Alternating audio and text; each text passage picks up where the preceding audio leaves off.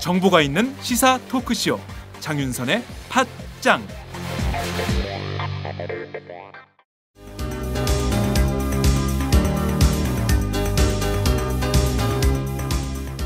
안녕하세요, 박정호 기자입니다. 장윤선의 팟짱 시즌3 재밌게 듣고 계신가요? 시즌3가 시작된 지도 벌써 한 달이 지났는데요. 더 정확하고 더 빠른 뉴스를 전하기 위해 11월 16일부터 부분 개편에 들어갑니다. 월요일 안진걸 처장과 김광진 의원의 시민의 정치로 시작하고요. 화요일엔 홍종학의 퓨어 경제와 평일로 돌아온 임태훈의 군인권 119를 만날 수 있습니다. 3인 3색 문안박과 화제의 코너 배상훈의 냄새는 이제 수요일에 방송됩니다. 목요일엔 종창 토크 시즌2 김종철의 비언프도 계속 만날 수 있습니다. 금요일엔 강상구 조성주의 쾌걸 진보, 주말은 오연호의 꿈틀리 이야기로 꽉 채웠습니다. 팟짱의 변신 11월 16일부터 시작됩니다.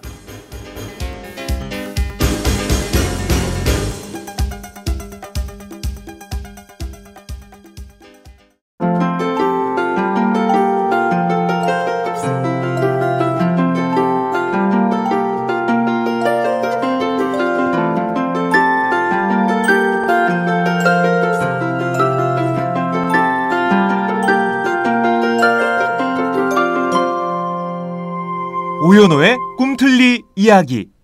오연호의 꿈틀리 이야기. 오늘은 꿈틀리 인생학교에 대한 얘기를 좀 해보겠는데요. 내년 2월 22일 강화도에서 개교하는 바로 기숙형 학교이기도 합니다. 모토가 1년간의 수학여행입니다. 1년 동안 수학여행을 간다. 생각만 해도 가슴 설레는 일인데요. 현재 중학교 3학년 그리고 고등학교 1학년에 다니는 학생들 30명을 모집해서 운영하는 1년짜리 기숙형 학교입니다. 본격적으로 이 얘기를 좀 해보도록 하지요. 이 학교는 덴마크의 애프터스콜레를 한국 사회에 적용해보는 첫 번째 사례이기도 하는데요. 오늘 이 얘기를 본격적으로 해주실 두 분을 저희 스튜디오에 모셨습니다. 꿈틀리 인생학교 이사장이신 오연호 오마이뉴스 대표기자님 모셨습니다. 어서 오세요. 네, 안녕하세요. 반갑습니다. 네, 꿈틀리 인생학교 교장 선생님 맡게 되신 정승관 선생님 오셨습니다. 어서 오세요. 예, 안녕하세요. 네, 어떠셨습니까? 오연호 대표 벌써 4번째 출연이신데요. 네. 주변에 좀 팟짱을 기억하고 네, 알아주는 분들이 좀 있으신가요? 맞습니다. 많아요? 제가 그동안 3번 출연했는데 지난주에는 출연을 못했어요. 네. 그래서 제가 걱정했어요. 이게 인기가 없어서 혹시 안 부르나 했는데 그게 아니라 다른 이슈가 많았다는 뒷이야기를 제가 들었는데 네.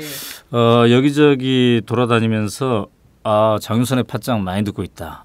이 얘기를 제가 듣습니다. 얼마 전에 제주도 갔는데요. 네. 제주도 강연 갔는데 거기 관광지에 잠깐 들렸어요. 네. 근데 그 관광지에 계신 분이 저를 알아보더니 네.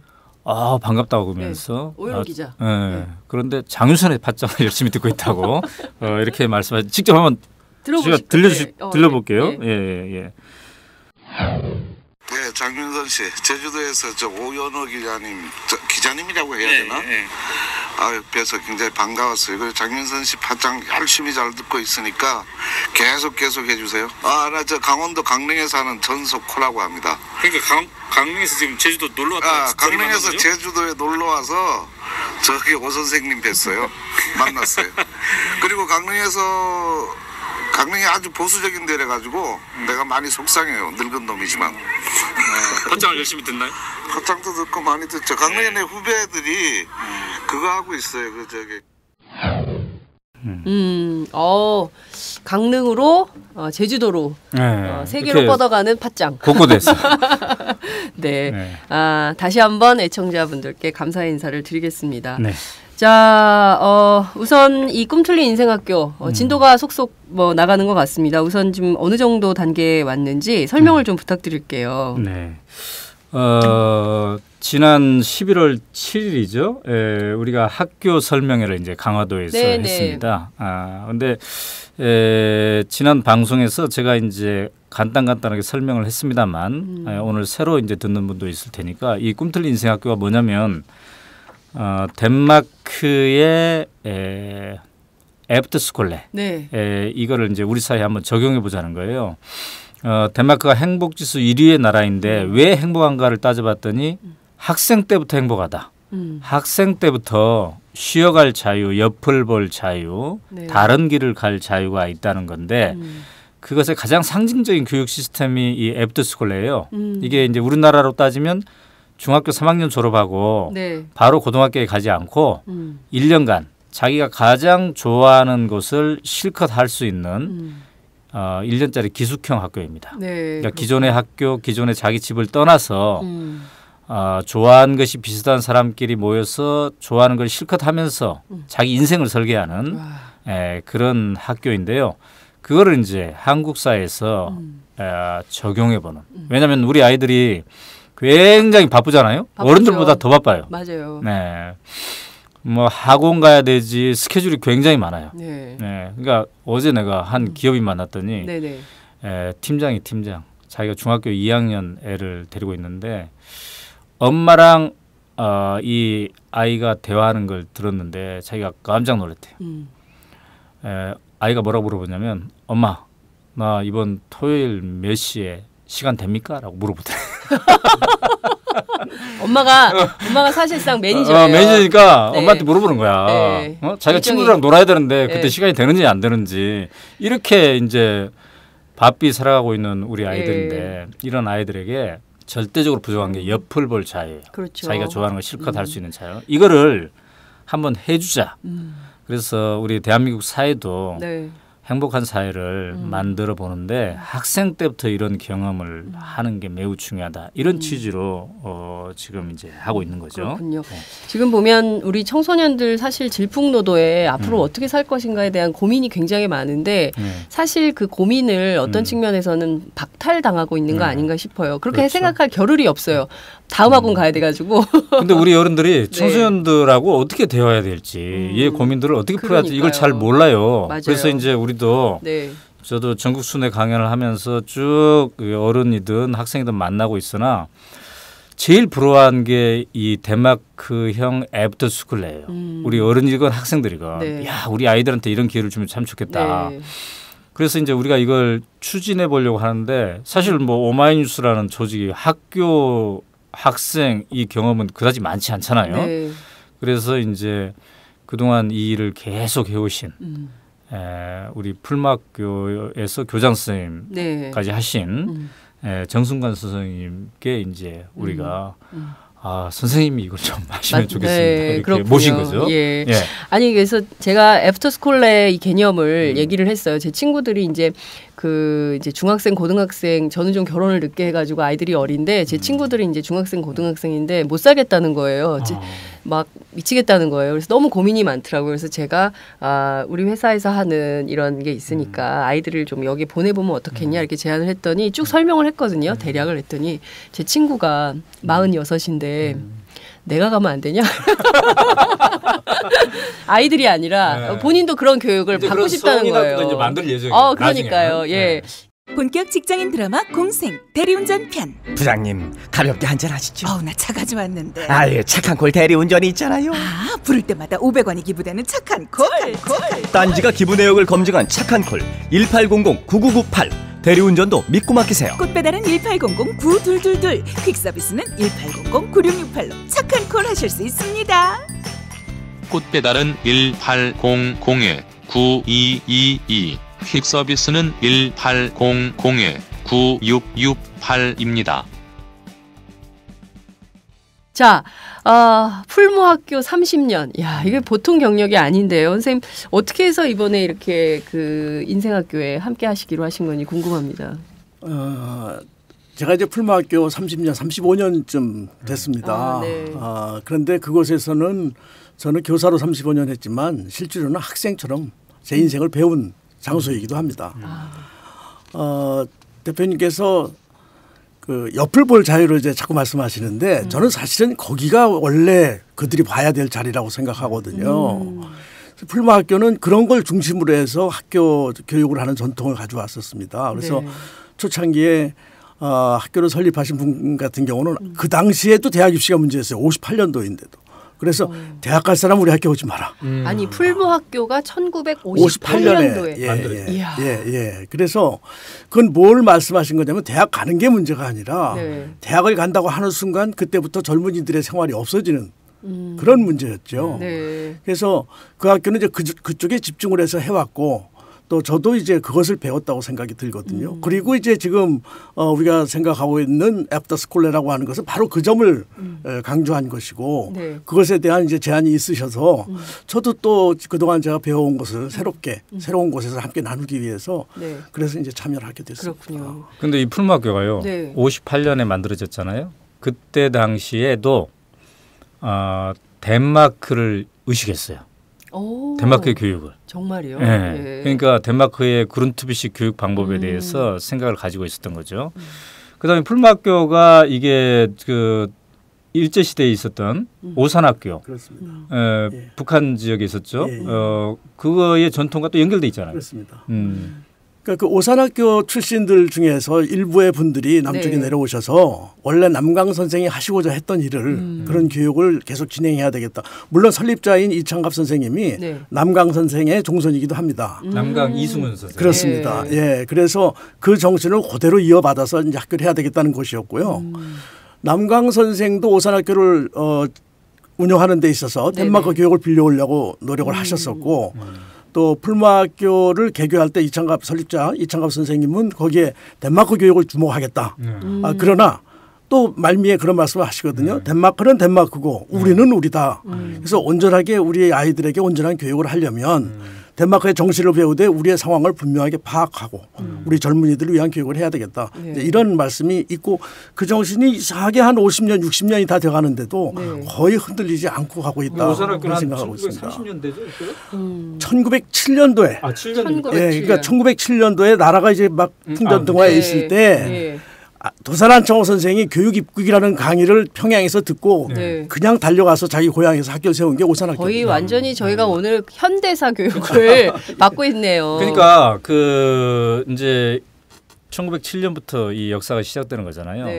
그때 민족의 이 자주, 독립, 그다음에 어떻게 하면 주체적으로 우리가 살 것인가 이런 문제의식을 가지신 분들이 교육을 통해서 바꿔봐야 되겠다 이런 생각을 했던 거고 그게 이제 오산학교죠. 근데 그때부터 덴마크를 또 배웠으면 좋겠다. 그걸 우리식으로 좀 했으면 좋겠다. 이런 게 해서 이제 만들어진 게 오산학교고 이것이 이제 분단 이후에 남한 사회에서 이어진 게 풀무학교 58년에. 그 전통을 이어받은 게 바로 풀무학교. 그다음에 이제 그 전통을 이어받아서 오마이뉴스의 시민 참여 저널리즘과 이른바 이 꿈틀꿈틀하는 꿈틀리 운동 이것과 풀무학교 우리 이 출신들의 이 전통이 이어져서 이제 지금 2016년 2월 22일에 꿈틀리 인생학교가 강화도에 만들어졌습니다. 그렇군요. 이 전통이 물론 그 오산학교의 본류는 지금 서울 보광동에 오산고등학교가 와 있습니다. 그래서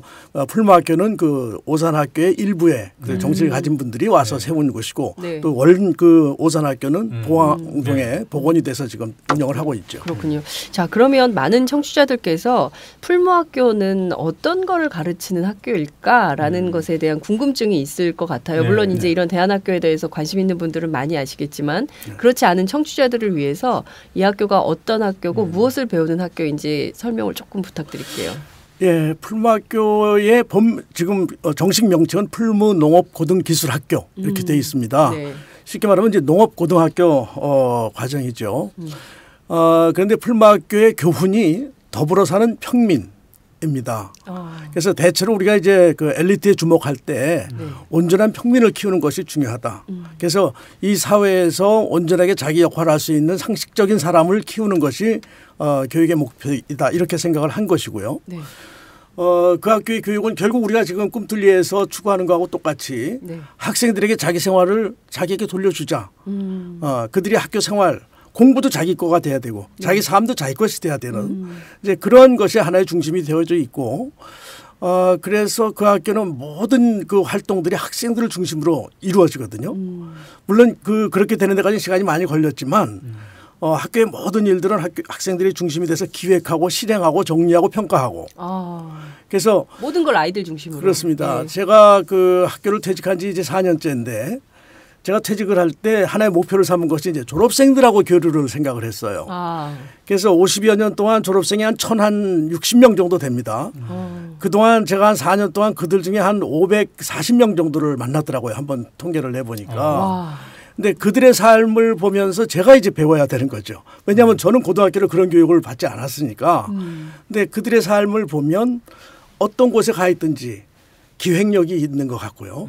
또 어떤 상황을 견뎌내는 인내심이 있는 것 같고 뭐 설득과 타협 이런 것들을 상당히 잘해 나가고 있다. 이제 그런 생각이 들어서 그들끼리 만나서 서로 이제 좋은 그 관계가 될 수 있도록 도와주는 것도 있지만 실제로는 이제 제가 또 제 삶을 다시 한번 정리해보는 그런 시간도 됐다고 생각이 듭니다. 자, 이쯤 되면 궁금합니다. 풀무학교가 배출한 인물들은 어떤 사람들이 있나요?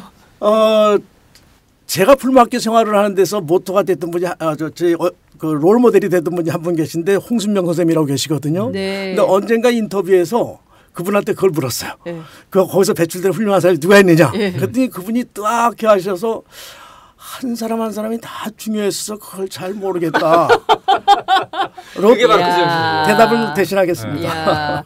제가 너무 제가 우문을 드리고 선생님께서 현답을 해주신 것 같습니다. 제가 근데 그 답 중에 하나를 지난번 우리가 몇 개월 전에 꿈틀 버스 그러니까 꿈틀꿈틀 거리는 사람들이 타고 다니면서 배우는 버스 이게 바로 그 지역을 갔어요. 풀무학교가 있는 충청남도 홍성 지역을 가서 우리가 쭉 돌아봤더니 야 여기가 협동조합도 있고 마을 공동체도 있고 여러 가지 측면에서 동네가 살아있다는 걸 느끼는 거야. 근데 그 동네를 그렇게 살아있게 만든 사람들이 바로 이 풀무학교 출신들이에요. 그래서 야 그때 그런 말씀을 하셨다고 그래요. 그 선생님들이 이 풀무학교에서 졸업하고 서울로 갈 생각하지 마라. 혹시 꼴찌는 서울로 가도 된다. 근데 잘하는 사람들은 다 동네에 남아라. 그런 철학을 당시에 6, 70년대 산업화 시대에 했다는 게 누구나 막 서울로 가고 싶은 시대에 했다는 게 얼마나 그게 귀중한 거예요. 근데 그 결과가 뭐냐. 홍성이 살아있다는 거예요. 이 공동체가. 근데 그 출신들이 이제 그걸 하는 거죠.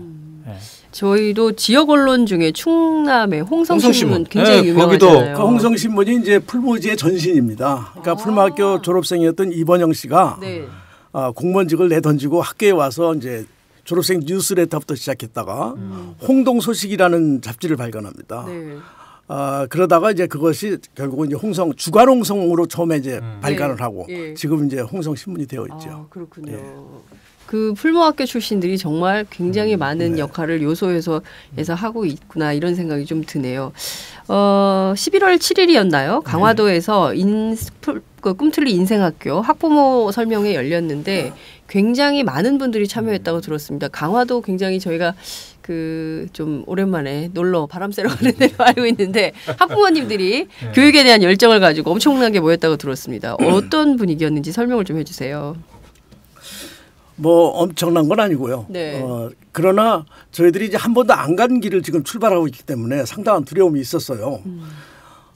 그런데 그날 참석한 가정 수로는 이제 35가정. 참석한 뭐 부모님까지 합쳐서 참석한 분들이 한 84명 정도 했습니다. 그런데 통계를 내보니까 거의 수도권만 오셨어요. 머니까. 그래서 문의를 온 곳은 뭐 속초도 있고 저 지방에 대전도 있고 굉장히 많았었는데 그날 참석하신 35분은 뭐 서울에서 9분, 경기도 21분, 인천 4명, 충북 1명 뭐 이런 정도입니다. 그러니까 거의 수도권만 이제 오셨다고 볼 수 있죠. 근데 지금 대개 이제 문의가 오는 것은 이제 전국적으로 지금 문의가 오고 있습니다. 그래서 저희들이 그렇게 느끼고 있는 것처럼 사실은 학부모님들도 아이들에 대한 어떤 위기감을 느끼고 계시구나 하는 것들을 좀 체감할 수 있었습니다. 그렇군요. 그 35가정에서 모인 84명의 사람들이 어떤 이야기들을 풀어놓았는지 굉장히 궁금한데요. 네, 그날 저희가 이제 그 모임의 명칭이 이제 학교 설명회입니다. 그러니까 그건 저희가 학교를 이제 잘 설명드리겠다 이제 이런 자리 아닙니까? 그런데 아주 그 선생님들하고 열심히 준비를 했어요. 리허설하는 과정에서 가만히 생각해 보니까 이건 우리가 설명할 일이 아니고 저들이 궁금한 걸 해줘야 되겠구나 이런 생각을 하게 됐습니다. 네네. 그래서 자료를 수합해서 한 3시간 정도 늘려놓았던 것을 한 1시간 정도로 저희들이 이제 준비하고 있는 상황을 설명을 드렸고 네. 그 이후에는 이제 전체적인 질문도 좀 받고 또 개인적인 상담도 좀 받고 이제 그런 시간들도 이제 가졌습니다. 주로 많이 나온 얘기는 어떤 거였어요? 우선 뭐 우리 설명을 해야 되겠죠. 근데 이게 도대체 어떤 학교인가? 네. 애프터스쿨로 해가라는 게 교육과정은 어떻게 될 네. 거며 또 1년을 묵어야 된다는데 그러면 또 아이들은 학교에 가서 적응이 과연 가능할 것인가? 네. 아, 그 다음에 그렇죠. 예. 또 1년 쉬었다가 가서 수업을 공부를 학습을 따라하기는 어떨 건가? 않을까. 뭐 이런 예, 문제들. 예, 예. 그래서 그런 그 다양한 문제들에 대해서 이제 저희들이 가지고 있는 방식을 설명을 드렸고요. 네. 대개 질문이 나왔던 거는 이제 방금 말씀드렸던 그런 부분들입니다. 그다음에 학비 문제라든지 네. 이제 이런 것들에서 아주 그 질문을 원초적인 문제부터 시작해서 아주 그 핵심을 찌르는 질문들도 있었습니다. 네, 다양한 질문들을 받았습니다. 자, 그러면 교육과정 정말 궁금해요. 일반 학교는 국영수를 중심으로 특히 이제 최근에 국정교과서 때문에 역사교육도 달달달달 외워야 됩니다. 연도 이거 틀리면 뭐 어려워지는 이런 지경으로 가고 있는데 자, 우리 그 꿈틀리 인생학교에 오는 아이들은 어떤 교육과정에서 어떤 걸 공부하게 될까요? 우선 이 교육과정의 특징은 자기의 교육과정을 자기가 짠다. 이걸 특징으로 볼 수 있겠습니다. 그러니까 이제 오전에는 이제 중요한 과목들을 하는데 네. 그거는 우리가 지금 덴마크 교육을 이야기하는데 그룬트비가 아주 중요하게 얘기했던 것이 그 나라의 역사와 말이거든요. 자기의 역사와 자기의 말을 온전하게 알아야 된다. 그래서 그룬트비가 그 당시에 유럽에서 아주 유행했던 그 라틴어 교육, 지금 우리는 이제 영어 교육을 그렇게 이야기하고 있는데 네. 그 라틴어 교육을 죽음의 교육이라고 얘기를 했어요. 그래서 우리의 말을 어떻게 온전하게 배울 것인가, 또 우리의 역사를 어떻게 온전하게 배울 것인가 이런 기본적인 그 다음에 이제 저희가 또 한 가지 이제 주목한 것이 이제 과학입니다. 과학을 물리, 생물, 화학 뭐 이렇게 구분을 하고 있는데 네. 사실은 저희가 요즘에 인문학을 강조는 하지만 네. 과연 인문학을 온전하게 우리가 지금 다루고 있는가 하는 의문이 좀 있어요. 그래서 그 인문학을 온전하게 다룰 수 있는 도구로서의 과학이 저희들은 필요하다. 그래서 그런 몇 가지 과목은 이제 기초적인 과목으로 이제 저희가 배치를 하고 그 다음에 이제 이 사회를 살아가면서 필요한 것들이 있습니다. 뭐 농사도 있고 뭐 여러 가지가 있는데 그것은 이제 주간 교육 과정이라고 해서 한 달에 한 주간씩 테마를 갖는 그런 그 교육 과정을 가지고 있습니다. 무엇보다 중요한 것은 이제 프로젝트 수업이라고 하는 것이 저희들이 있는데요. 그거는 이제 개인 프로젝트가 있고 이제 팀 프로젝트가 있습니다. 그건 뭐냐면 정말 학생들이 관심 있는 평생을 자기가 살아가면서 한번 파보고 싶은 그것을 1년 동안 자기네들이 준비하고 선생님들과 함께 결과물을 만들어 보는 또는 이제 팀 프로젝트는 역시 또 같은 그 관심사를 가진 친구들이 모여서 이제 프로젝트를 하는. 그래서 제일 중요한 목표는 그들에게 시간을 준다고 교육과정을 준다고 되어지는 것은 물론 아닙니다. 그래서 저희들로서는 학생들이 그러한 그 프로젝트를 통해서 성취감을 가질 수 있도록 그래서 최종적인 생산물을 성공적으로 만들어낼 수 있도록 선생님 학생 10명에 선생님 1명씩 같이 해서 완전히 이렇게 만들어가는 이제 그런 교육과정을 가지고 있고요. 또 한 가지 중요한 것이 이제 저희는 이제 기숙학교입니다. 학생들이 그 기숙사 생활을 통해서 얻어지는 것이 대단히 많습니다. 근데 그것이 아주 쉽지 않아요. 지도하기도 어렵고 학생들이 생활하기도 어렵습니다. 일단 애들이 아침에 안 일어나요. 그렇죠. 안 일어나는 게 어려우실 것 같으시죠? 재우는 건 더 어렵습니다. 그렇죠. 청소년이니까. 그렇습니다. 그래서 지금 이제 저희가 이제 출발하는 선상에서 선생님들을 풀무학교는 전일제 기숙학교입니다. 그래서 그 학교에서 그 생활을 경험했던 선생님들로 일단 저희들이 함께 하도록. 그래서 지금 3명의 선생님을 이미 이제 선발했는데 그 3명이 전부 다 풀무학교 출신이에요. 그러니까 풀무학교가 기숙학교니까 그거를 체험하신 분들로 우선 이제 채운 거죠. 예, 그래서 함께 이제 생활을 할 수 있도록 그렇게 이제 배치를 하고 있고요. 아주 중요한 것 중에 하나가 이제 농사입니다. 농사. 예를 들면 이제 지금 강화도 2곳하고 이제 협의가 돼서 학생들이 이제 벼농사를 처음부터 끝까지 경험하도록 파종부터 시작해서 나중에 수확, 그다음에 포장 판매까지 포장 판매까지 하는 쌀을 이제 판매하는 경험을 예, 그들에게 이제 주려고 합니다. 물론 이제 밭농사도 이제 일부 하고요. 예. 그래서 식량을 작업하는 경험도 하지만 이것이 어떤 그 일련의 어떤 과정을 거치는지를 아이들이 아는 것이 굉장히 중요하다고 생각해요. 제가 풀무학교에서 경험은 그 학교 학생들은 상당히 교육 효과가 높다고 저희들은 판단하고 있습니다. 근데 그렇게 되어지는 가장 중요한 점 중에 하나가 농사를 경험하는 것이었다. 이렇게 생각이 돼요. 그래서 이제 앞으로 다음에 언제 기회가 되면 한번 말씀을 드리고 싶으면 농업의 기능 이걸 한번 저희가 고민할 필요가 있습니다. 그러니까 농업은 먹거리를 생산하는 일 이렇게만 우리가 생각할 수 없는 아주 굉장히 넓은 기능을 가지고 있거든요. 그래서 이런 이제 농업 같은 것들도 굉장히 중요한 교육 과정으로 생각하고 있고요. 그런데 이런 과정들의 대부분은 이미 저희들이 세팅을 해놨지만 만들어놨지만 학생들이 입학을 하면 한 달 동안은 이 교육 과정을 그들에게 맞춤으로 함께 고민하고 다시 재정립해서 그다음에 이 학생들이 1년 동안 자기가 스스로 주인이 되어 있는 자기 교육 과정을 온전하게 할 수 있도록 자기들도 열심히 노력하고 선생님들도 지원하고 뭐 이런 프로그램으로 지금 진행을 하고 있는데 학생들 가운데 선생님 저는 농사 짓기 싫어요. 이렇게 저는 그런 거 하기 싫은데 이런 아이들은 어떻게 해야 돼요? 그것뿐만이 아니고 이제 꿈틀리 학교를 계획하다 보니까요. 우리 사회에 좋은 교육 콘텐츠가 엄청나게 많습니다. 그런데 선생님들도 학생들도 그거 할 시간이 없어요. 개발되어 있는 콘텐츠나 그걸 도와줄 사람도 많아요. 그래서 하다 보니까 저희들도 고민하는 것 중에 하나가 뭐냐면 야, 이 안에 프로그램이 너무 많이 들어가는 거 아닌가. 우리는 좀 아이들이 좀 여유를 주자고 이 학교 시작했는데 이거 너무 채우는 게 아닌가 이제 이런 생각도 했습니다. 그래서 학생들과 충분히 논의하고 그다음에 그들을 또 어떤 부분은 설득하고 뭐 이런 형태로 진행을 하려고 생각을 하고 있습니다. 그러니까 밥상을 다 차려놓고 어른들과 선생님들이 차려놓고 맛있냐?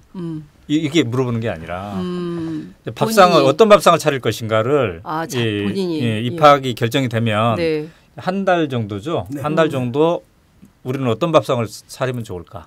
이걸 학생들이 이제 함께 얘기하는 거고 선생님들이랑 얘기하는 거죠. 또 한 가지 이제 이런 게 있죠. 학생들이 좋아한다, 싫어한다고 하는 것을 스스로도 잘 모르면서 그렇게 판단하는 경우가 있어요. 그러니까 그건 난 싫을 거야. 그건 내가 굉장히 좋아하는 거예요. 그래서 그런 것들을 서로 공유해 가면서 이것은 어떤 의미가 있다든지 또 접근해 보지 않은 것에 대한 두려움이 학생들이 있거든요.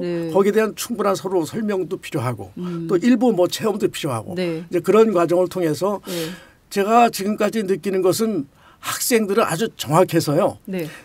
지금까지 대부분의 정보들은 잘못된 정보들을 아이들이 굉장히 많이 가지고 있거든요. 근데 제대로 된 정보가 전달만 되면 그들은 가장 중요하고 가장 좋은 것들을 선택할 수 있는 능력이 있습니다. 우리는 젊은이들 믿을 필요가 있어요. 젊은이들을 좀 믿을 필요가 있다. 어른들이 잘 못 믿죠, 아이들을. 저는 기숙형 학교여서 아침, 점심, 저녁 세 끼는 그냥 자동으로 주시는 건가 보다 이렇게 생각을 했는데 그게 아니라 아침을 뭘 먹을지, 점심을 어떻게 할지, 저녁은 어떻게 할지 이거를 전부 아이들이 스스로 정하고 그리고 본인들이 농사를 지어서 요새 애들이 야채 잘 안 먹잖아요. 그리고 절대 편식이 굉장히 많고 뭐 이런데 그런 것들도 경우에 따라서는 전부 교정될 수도 있겠다 이런 생각도 좀 드네요. 그러니까 이곳에서의 중요한 그것이 본인이 주인이 되는 거 아닙니까? 그럼 먹는 것도 주인이 돼야죠.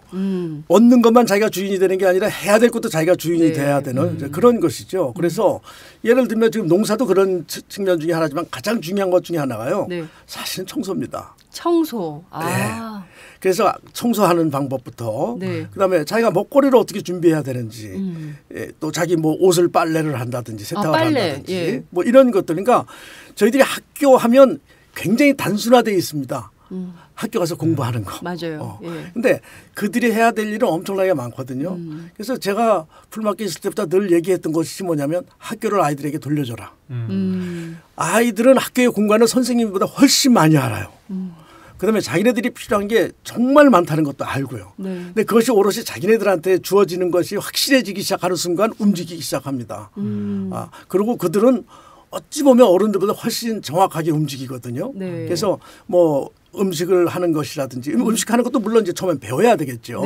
그래서 그런 과정들을 통해서 1년이면 자기 몸을 자기가 추스릴 수 있는 사람이 되지 않을까 그런 기대를 하고 있습니다. 그 덴마크 애프터스쿨레를 우리가 네네. 방문했더니 네. 한 군데에서 수업을 엄청 열심히 하고 있어요. 그래서 무슨 수업을 하고 있나 들어가 봤더니 놀랍게도 변기를 교단에다 탁 올려놓고 변기. 이 네. 변기를 어떻게 하면 잘 청소할 것인가 이걸 공부하고 있더군요. 그러니까 매우 중요한 공부라는 그렇죠. 거예요. 이게 예. 살아가면서 그리고 밥을 하고 스스로 청소하고 스스로 일어나고 이게 굉장히 중요한 거죠. 그렇군요. 네. 근데 기숙사 생활이어서 앞서 선생님 깨우는 것보다 사실 재우는 게 더 힘들다 이런 말씀을 주셨는데요. 그 아이들 생활지도 같은 경우는 어떻게 되는 걸까요? 뭐 지금 쭉 설명을 좀 해주시긴 하셨는데. 아이들 생활 지도도 역시 이제 제가 제 경험을 한 가지 말씀드리겠습니다. 네. 풀마학교에서 이제 그 기숙사를 생활관이라고 해요. 그 생활관을 운영하는데 다 오픈형입니다.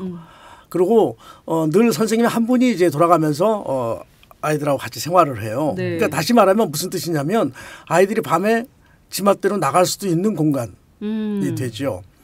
네, 아주 오래 전에는 이제 선생님들이 관리를 했죠. 네. 학생들에게 언제까지 나가면 안 돼. 뭐 네. 나가면 이제 혼도 내고. 네. 끊임없이 발생합니다. 그러니까 나가는 아이들이 감독이 있으면 홈통을 터고 5층에서도 애들은 내려갈 수 있는 능력을 가지고 있거든요. 근데 그러한 시스템을 학생들끼리 움직이기 시작을 했어요. 너희들 스스로. 그러니까 뭐 우리가 스스로 하라고 던져준 것도 아니고 네. 원래 학교에서는 그걸 추구하지만 잘 안 되지만 시간이 가면서 그것이 이제 아이들에게 어느 정도 체득이 되기 시작하죠. 그래서 그런 관리까지들 학생들이 이제 시작을 했어요. 선생님 한 분 이제 위기 때만 있을 수 있도록 하고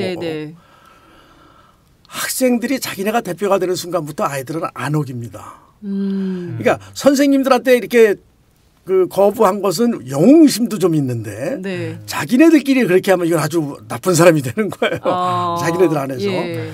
그렇게 하다 보니까 나중에 저희들이 학생들 너희들 제발 좀 그렇게 너무 율법적으로 좀 움직이지 마라라고 얘기해야 될 정도로 아이들은 스스로를 절제하면서 이렇게 풀어가게 되거든요. 그래서 생활지도의 핵심은 이제 그런 것이고요. 그러나 그럼에도 불구하고 어른들이 판단해야 될 때가 있습니다. 대개는 그것을 우리가 이제 규정으로 이제 정리를 하게 되는데 저는 이제 늘 그렇게 생각을 했어요.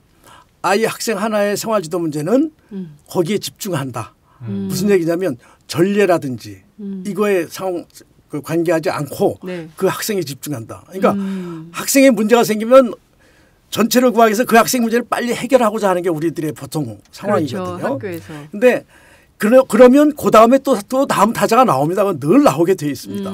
그런데 어떤 학생 하나의 문제가 발생했을 때 그 학생에게 모두 같이 집중해서 왜냐하면 그 학생의 사정도 있거든요. 아이들도 알고 있어요. 두 아이가 똑같은 일을 저질렀어도 배경이 굉장히 많이 다르거든요. 그래서 이 학생의 문제를 모두가 집중하면 그 학생도 해결되고 다른 학생들도 공동체 의식을 가질 수가 있게 되는 것이죠. 그래서 학생 생활지도 문제는 그렇습니다. 학생들 안에서 생활지도 문제는 늘 발생합니다. 그것이 발생하지 않는 공간은 없어요. 그런데 그것을 우리가 어떻게 다뤄갈 것인가. 차라리 그것이 안에 교재가 될 수 있거든요. 그걸 통해서 많은 사람들이 서로 생각을 모으고 논의를 하고 그렇게 되면서 공동체가 함께 자라가는. 그래서 그런 것들이 이제 지금 저희 선생님들이나 이제 저희들이나 경험으로 가지고 있기 때문에 이제 그런 활동을 이들에게 좀 전수시켜 줄 수 있도록 노력하자. 단 한 가지 이제 어려운 것은 이게 1년 학교입니다. 1년짜리. 1년짜리. 아이들이 그 배우는 거는 첫째로 배우는 거는 그 선배들한테 배웁니다. 근데 이제 우리의 그 군대 문화식의 선배하고는 좀 다릅니다. 이제 어느 정도 서로 공유가 돼 있어요. 가장 많이 배우는 건 선배와 동료입니다. 사실은 선생님들이나 부모님들한테 배우는 건 어렸을 땐 다 배웠지만 중학교쯤 가니까 어른들이 다 계속 반칙을 얘기하거든요. 이렇게 살려고 그러면서 살려고 그러면 잠깐만 그거 좀 참고 공부부터 해.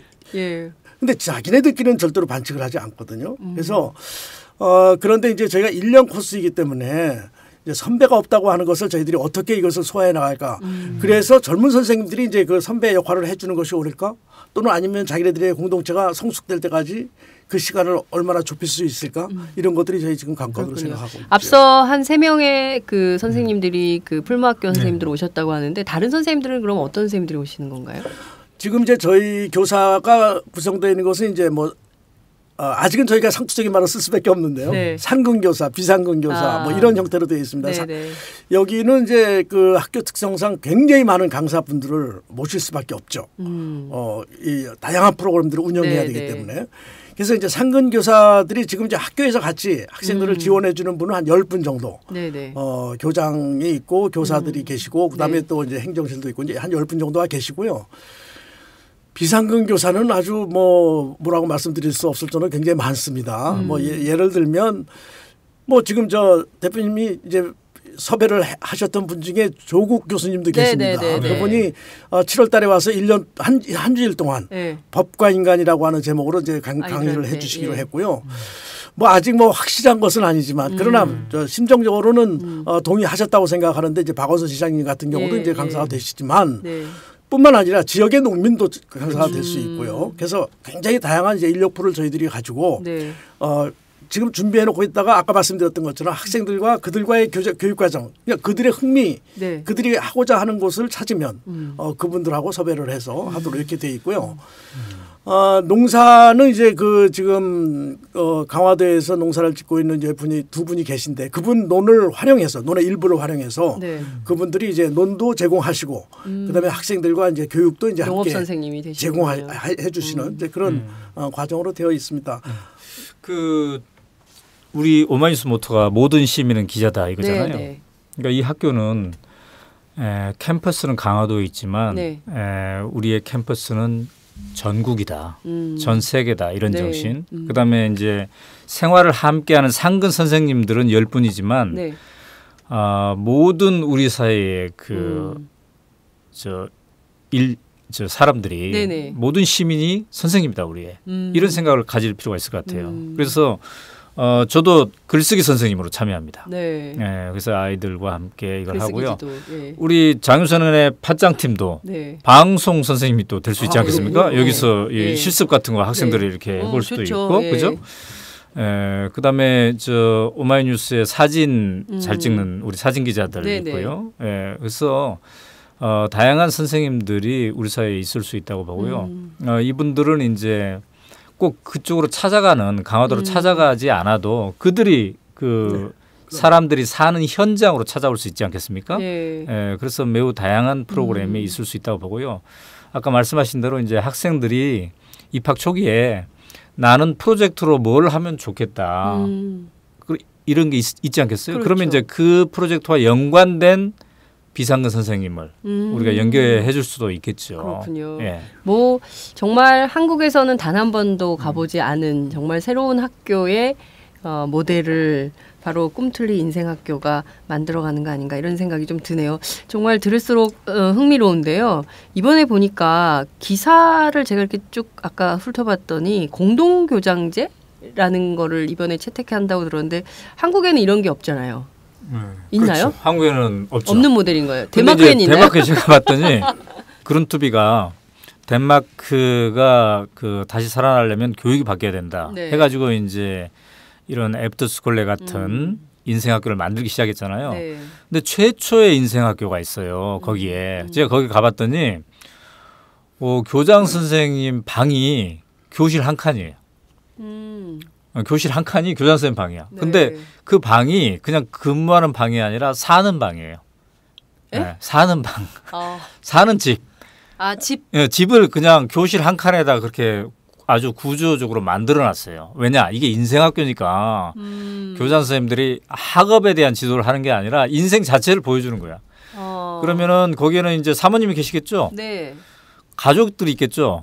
이 모든 살아가는 모습이 학생들에게 다 공개되면서 그래서 이제 이 사람들이 만든 제도가 뭐냐면 부부가 공동 교장을 하는 거예요. 물론 부부가 교사 자격증도 있고 이런 분들 중에서 살아가는 모습을 직접 보여주는 거예요. 그래서 매주 수요일 밤에는 자기 인생에 대해 고민 있는 친구들이 교장 선생님 방으로 갑니다. 집으로 가는 거죠. 집으로. 댁을 방문하는 거예요. 그럼 거기서 이제 사모님이 같이 있잖아요. 그 사모님이 답할 수 있는 것도 많을 거 아니에요. 그런 것들을 같이 해주고 있더군요. 그래서 거기서 착안해가지고 우리 정승환 선생님 사모님도 네. 풀무학교에서 오랫동안 선생님을 하셨어요. 그래요? 예. 그래서 야 그러면 이렇게 같이 하시는 게 좋지 않을까 이런 생각이 지금 이제 된 거죠. 예. 그래서 저희 안사람은 이제 저하고 같이 제가 뭐 30몇 년 했다는데 똑같이 같이 했습니다. 거기서 만나서 결혼도 했고 또 그 사람은 이제 평생 학생들 생활 지도를 하는 선생님이었고 저는 이제 평생 이제 교무 일을 이제 봤던 그래서 이번에 한번 같이 참여해서 같이 일해보는 게 어떤가. 그래서 그렇게 지금 그렇군요. 그래서 우리나라 최초의 공동 교장, 부부 경장. 예. 아니 저희는 학생부 선생님 그러면 왠지 험상궂은 막대기 하나 든 그 체육 남자 선생님 막 이런 생각하는데 굉장히 살가운 여자 무서운 선생님. 여선생님은 더 무섭습니다. 그렇죠. 예, 그렇긴 하죠.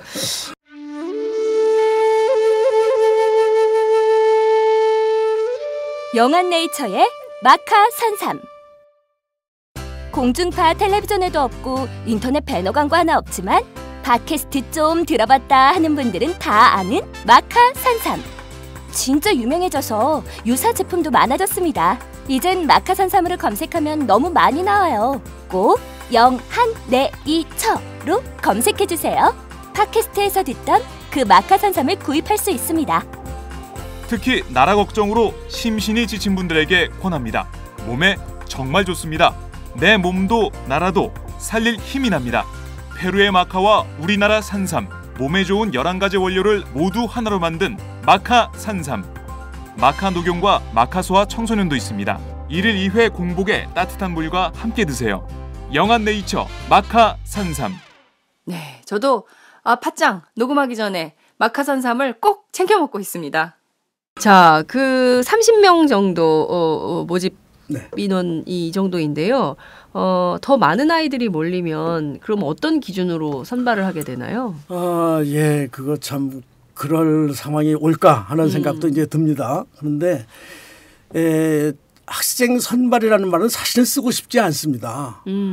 누굴 선발을 하겠습니까 여기에서? 공부 잘하는 학생을 선발할 건지요? 또는 뭐 일 잘하는 사람, 뭐 운동 잘하는 사람, 뭐 그런 기준이 있을 수 없고요.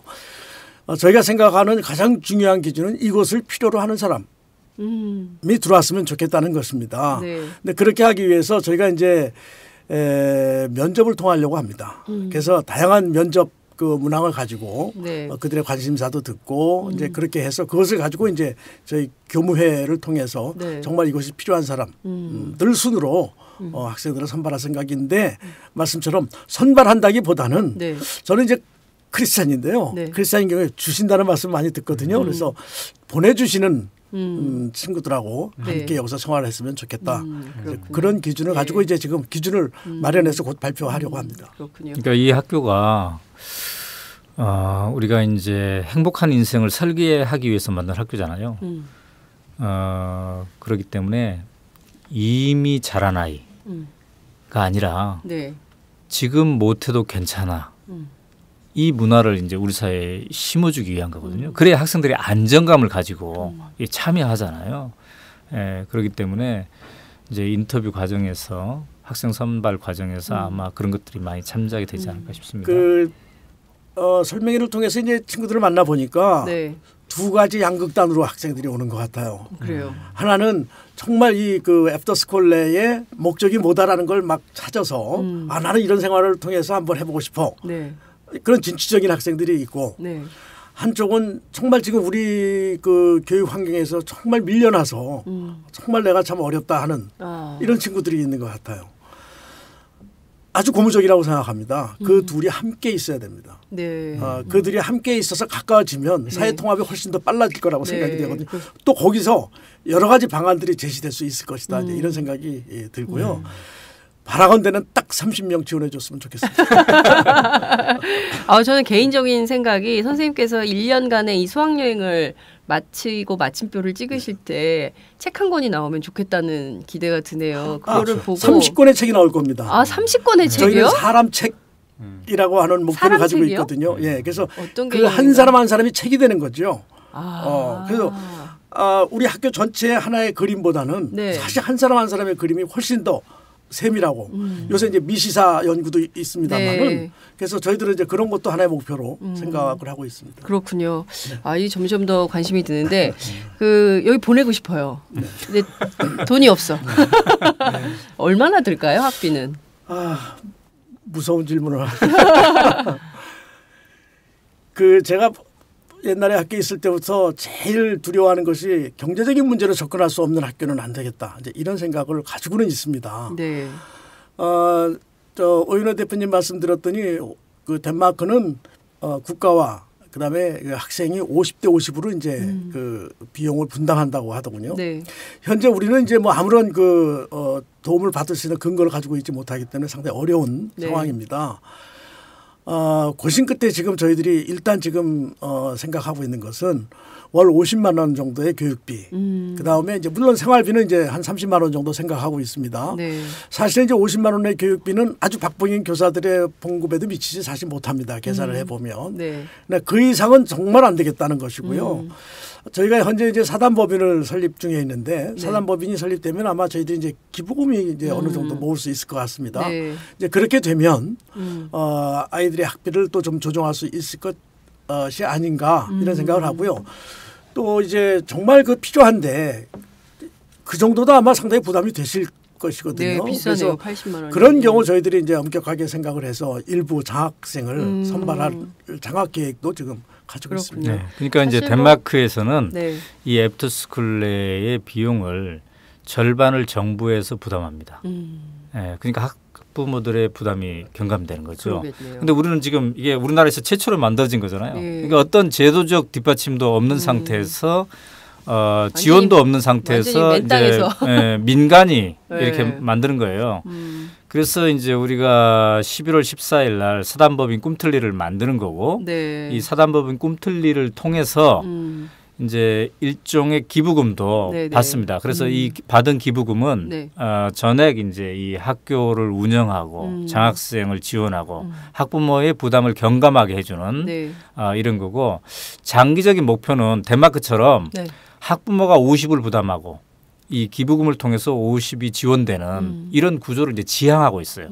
그러나 아직 이제 처음이기 때문에 그 날이 언제 올지는 이제 여러분의 동참 이것으로 달라질 수 있겠죠. 아니 근데 저는 개인적으로 기부금보다는 뭐 청년 희망 펀드도 자꾸 정부에서 기부금 내라고 그러는데 그러지 말고 사실은 이렇게 좋은 학교는 나라가 키워야죠. 사회가 키워야 된다고 생각합니다. 그리고 국가 사회가 이런 좋은 학교를 많은 아이들이 혜택을 볼 수 있도록 그런 시스템의 변화가 좀 있었으면 좋겠다는 생각이 좀 들고 한편으로는 사실 최근에 목동이나 강남이나 이런 데서요 아이 하나당 사교육비가 300만 원 정도 든답니다. 월? 네.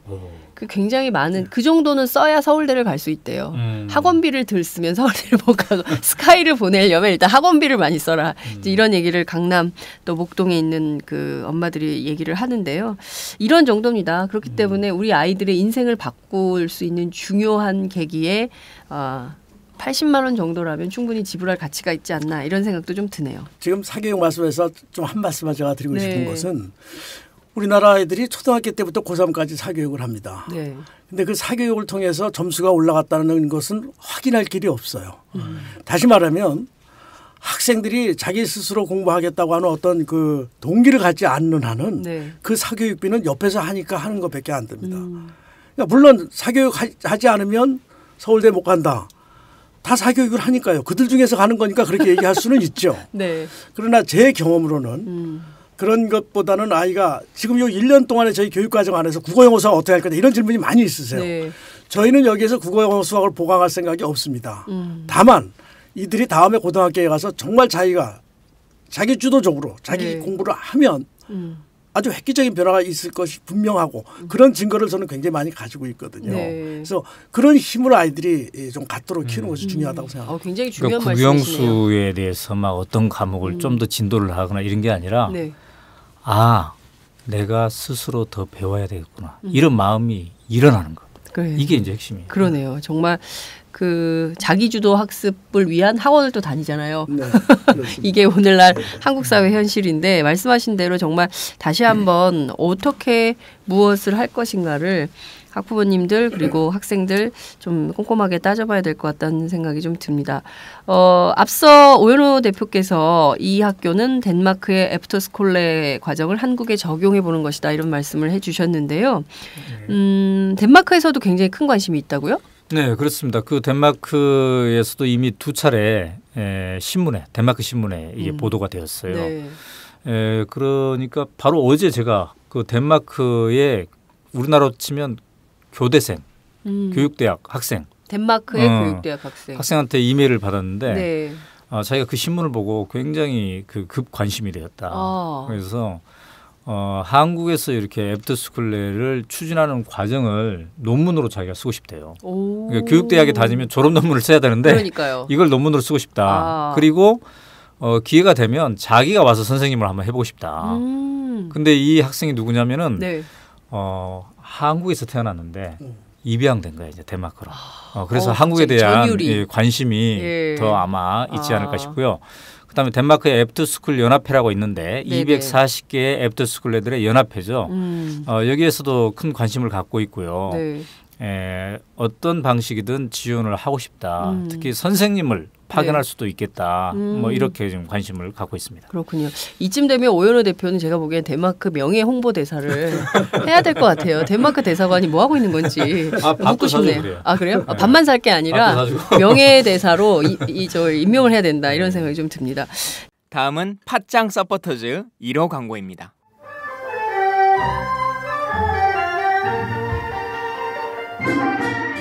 양꼬치집에 대한 모든 편견을 깼다.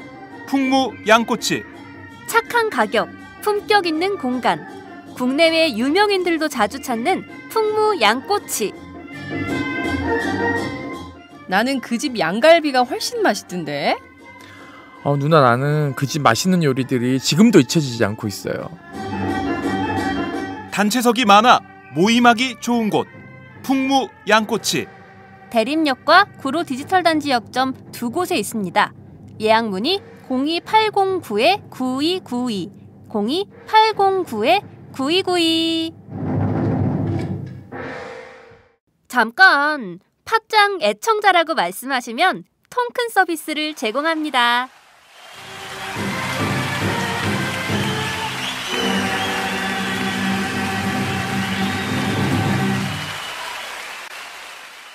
자, 지금까지 저희가 이제 꿈틀리 인생학교 얘기를 쭉 해보고 있는데요.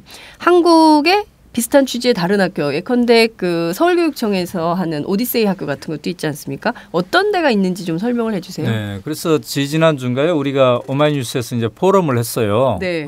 이렇게 준비하고 있는데 첫 번째로 서울시 교육청에서 하고 있는 오디세이 학교가 있어요. 네. 이거는 이제 서울시 교육청에서 하니까 즉 공교육 차원에서 하니까 기존의 고등학교 1학년 다니는 아이들 이들 중에서 선발해서 네. 고등학교 1학년 과정을 하되 조금 이제 더 특별하게 네. 이렇게 이 취지에 맞게 하는 거고요. 네.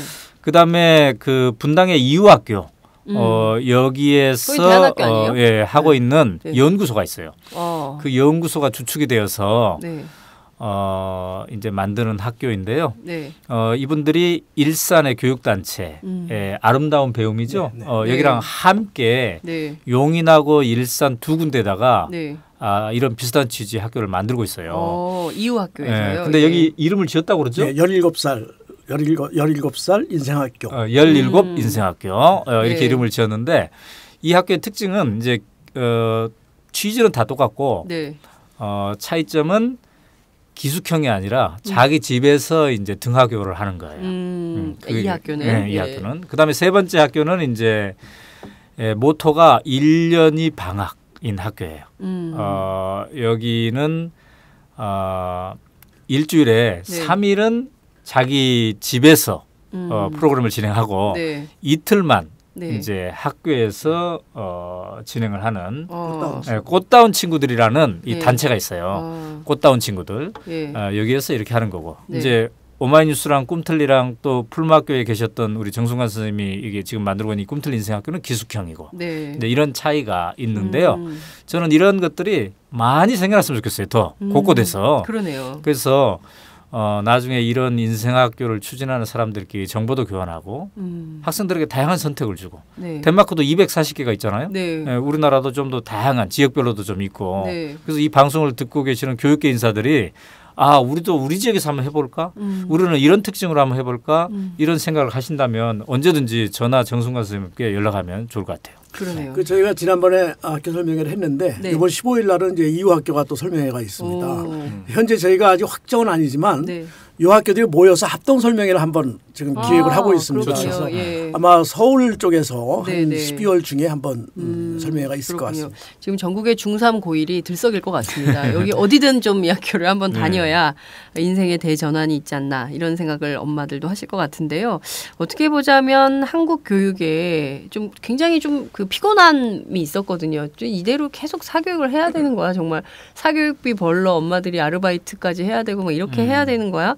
뭐 이런 고민들이 있었는데 이런 학교들로 인해서 좀 교육계에 새로운 바람이 불기 시작한 거 아니냐 뭐 이렇게 볼 수도 있을 것 같은데요. 전반적으로 좀 이런 의미를 오연호 대표께서 설명을 좀 해주세요. 네. 저는 무엇보다도 우리가 OECD 34개국 중에 우리 학생들의 그 행복 지수를 조사했더니 꼴찌가 됐잖아요. 네. 34위. 여러 가지 의미가 있지만은요. 그런 과정 속에서 자라는 학생들이 가장 부족한 게 인생은 즐겁구나 이 생각을 못 갖는 거예요. 그래서 우리는 이 꿈틀리 인생하고 이 1년 동안 자기 스스로 좋아하는 것을 설계하고 함께하는 과정을 통해서 가장 첫 번째로 하고 싶은 것은 아이들이 인생은 즐거운 거구나 이런 생각을 갖게 하자는 거죠. 네. 그다음에 이제 두 번째로 이게 옆을 볼 자유를 모토로 하고 있잖아요. 네네. 그러니까 이 학생들이 자꾸 자기를 규정해요. 나는 뭐를 못하고 뭐뭐한 잘한다. 뭐 이런 식으로. 네네. 근데 자기 안에 또 다른 자기가 많이 있다는 거를 볼 시간적 여유가 없는데 이 1년의 기간을 통해서 내 안에 또 다른 나도 있구나 이런 걸 볼 수 있는 네. 그런 시간적 여유를 줬으면 좋겠고요. 네. 그다음에 세 번째로는 우리 아이들의 표정이 점점 어두워지는 이유가 10%의 승자를 만들어내고 90%의 루저를 만들어내는 이 사회적 분위기 때문에 그런. 근데 이게 학교에도 그대로 적용되고 있잖아요. 네. 그래서 이 1년 동안 90%가 승자가 될 수 있구나. 100%가 승자가 될 수 있구나. 그러니까 이미 잘하지 않는 아이들도 네. 함께 참여하면서 즐거울 수가 있는 거구나. 그러면서 자존감과 더불어 함께 즐거움을 살릴 수 있는 거구나. 이런 문화를 우리가 좀 만들었으면 좋겠어요. 그래서 1년이라는 게 굉장히 짧지만 이런 토대를 구축하는 게 매우 중요하다. 인생의 토대. 네. 이거는 앞으로 자기 인생 내내 큰 영향을 미칠 거라고 생각해요. 그러니까요. 네.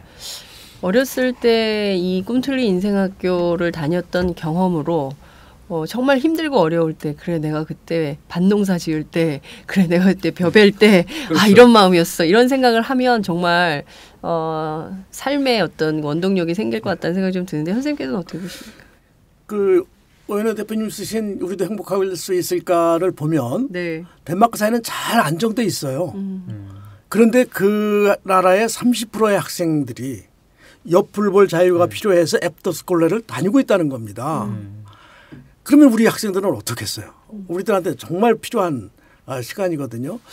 저는 사실은 이 일을 지금 진행하면서 꿈틀리 인생학교가 잘 됐으면 좋겠다. 이 생각보다 더 큰 생각이 있습니다. 그건 뭐냐면 우리나라의 모든 젊은 학생들이 정말 옆을 볼 자유를 얻을 수 있는 틈새라도 네. 우리의 사례를 보고 얻을 수 있는 시간이 될 수 있으면 좋겠다. 그래서 덴마크 학생들이라고 그들의 장래에 대한 고민이 없는 건 아니더라고요. 그러니까 아무리 그 사회가 안정이 돼도 그럼요. 오롯이 자기가 자기를 찾을 수 있는 시간을 찾지 않으면 네. 어떤 사회에 가도 그들은 행복하지 않을 수 있거든요. 그래서 이제 저희들이 하나의 그런 시사점을 던져주는 그런 학교 역할을 할 수 있으면 좋겠다. 네. 그런 희망이 있습니다. 정말 제대로 된 교육부 장관이라면 이런 그 학교 찾아가서 선생님들 어떤 걸 고민하시는지 좀 들어보고 저희가 좀 도울 건 없습니까? 관이 좀 할 거 없습니까? 정부가 좀 함께할 여지는 뭐가 있습니까? 이걸 물어봐야 이게 정상인데요. 아니 근데요. 네. 교육부 장관한테는 연락이 안 왔는데 네. 많은 교사들이 네네. 그 학교 생기면 내가 좀 가서 함께하면 어떻겠느냐 이렇게 제안을 하고 있어요. 현직 교사들. 현직 교사들. 왜냐하면은 현직 교사들의 핵심 고민도 그거잖아요. 어떻게 하면 아이들을 행복하게 교육할 것인가. 네. 그러니까 본인이 1년 동안 이 학교에 와서 파견 나와서 네. 참여 관찰하면서 연구도 하고 네. 이 정신을 어떻게 확산시켜 네. 이걸 하고 싶다는 사람들이 굉장히 많아요. 그래서 제가 몇몇 교육청에는 네. 공식 제안을 할까 그래요. 그거 굉장히 중요한 네. 그러니까. 말씀이십니다. 그 이제 사회적인 어떤 그 바람직한 것들이 새롭게 등장하는 것들은 대개 위에서 오지 않습니다. 정말 현장에서 어떤 사례를 만들어내면 네. 그것이 이제 인정을 그렇죠. 받기 시작하면 네. 그거는 위에서도 전파하려고 하는 노력이 나오는 것이고요. 그래서 아직은 저희들이 뭐 그런 그 관심을 어쩌면 뭐 그것이 오히려 저희들에게 독이 될 수도 있다고 생각하고요. 저희들은 이제 현장에서 네. 열심히 함께 움직여 보려고 그렇게 생각합니다. 이게 아무도 안 가본 일이기 때문에 네. 겸손한 마음으로 가야 되겠다. 네. 네, 그런 다짐을 하면서 가고 그렇군요. 있습니다. 그러니까 선생님 말씀 들으면서 많은 청취자들이 그럴 것 같아요. 저 선생님이 이끄는 학교라면 우리 아이들 믿고 맡길 수 있겠다 이런 믿음이 신뢰가 생기는 것 같습니다. 오늘 정말 그 꿈틀리 인생학교에 대해서 쭉 살펴봤는데요. 정말 재밌었고요. 그리고 또 다른 한편에서는 저도 애가 크면 이 학교를 좀 보내봐야겠다. 꼭 보내주십시오. 이런 생각이 좀 듭니다. 조금 더 구체적인 내용을 좀 알고 싶다거나 아니면 좀 제가 방송에서는 다 다루지 못했는데 이걸 좀 구체적으로 좀 상담이라도 좀 하고 싶다 이런 분들이 있을 것 같아요. 그런 분들 어디로 연락하면 될까요? 네. 일단요, 제 생각에는 이게 방송을 듣고, 네. 이거 좋다, 네. 가야 되겠다. 네. 해서 막 애한테 가가지고 이거 좋다는데 너 갈래? 이러면 안 돼 이거. 그럼 안 돼요? 네. 그래서 이게 상당히 공유. 오랜 시간에 걸친 공부 네. 이게 필요한 것 같아요. 그래서 이게 도대체 뭐냐? 왜 이게 우리가 필요한가에 대한 그래서 가족 회의를 네. 많이 해야 돼요. 이거는. 그냥 가족 회의 하지 않고 네. 교재가 있어요. 교재. 그 교재가 뭐냐면 네.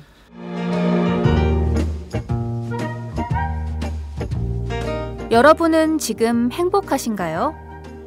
그렇다면 우리 사회도 행복할까요?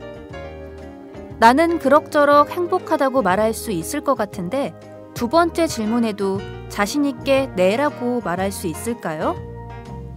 무엇이 나뿐만 아니라 우리까지 행복하게 만들까요?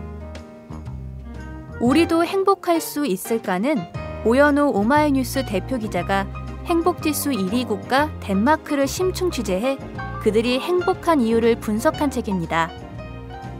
오연우 기자가 들려주는 생생한 사례와 깊이 있는 통찰. 이 책은 모두가 행복한 세상을 만들기 위해 우리가 무엇을 해야 할지를 제시해 줍니다. 오마이북이 만든 책, 우리도 행복할 수 있을까?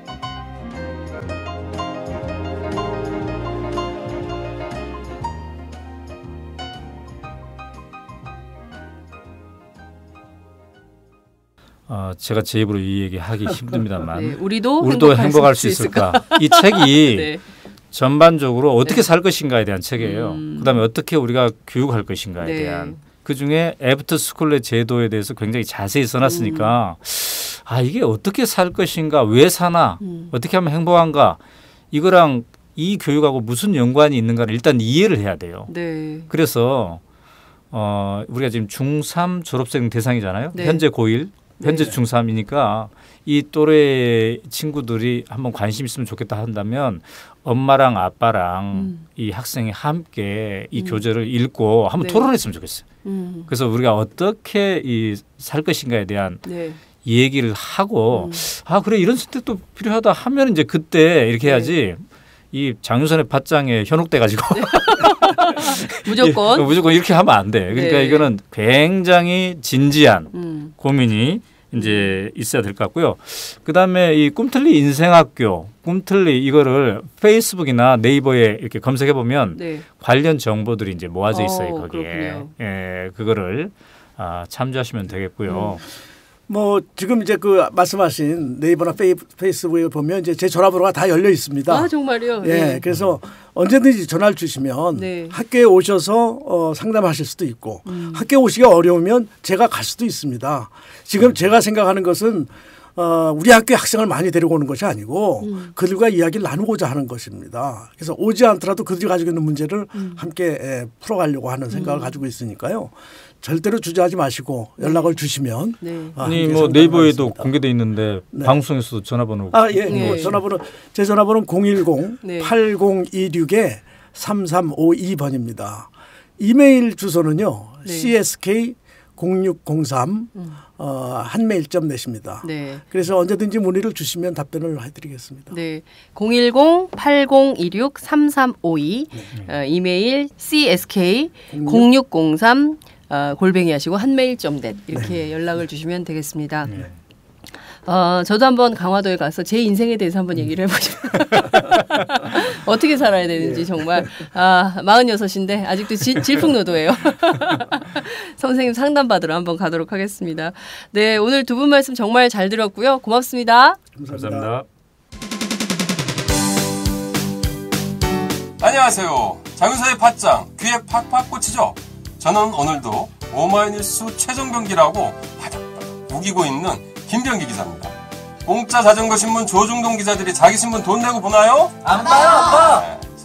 저는 팟짱에 매월 자발적 정치료 3만 원씩 내는 10만인 클럽 회원입니다. 애청자 여러분 덕분에 올해 1000명 늘어서 무려 9,400. 내친 김에 연말까지 1만 명 만인보 캠페인에 도전합니다. 무슨 캠페인이요? 만인보! 한 명의 마음걸음보다 만 명의 당당한 한 걸음. 올해가 가기 전에 오마이뉴스 10,000번째 주인공이 되어주세요.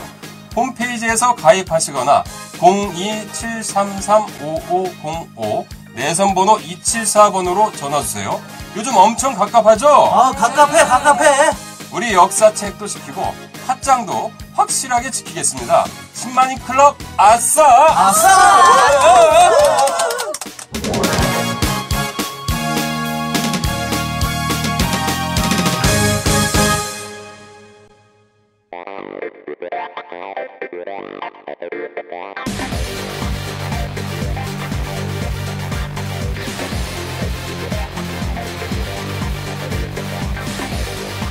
정보가 있는 시사 토크쇼 장윤선의 팟짱.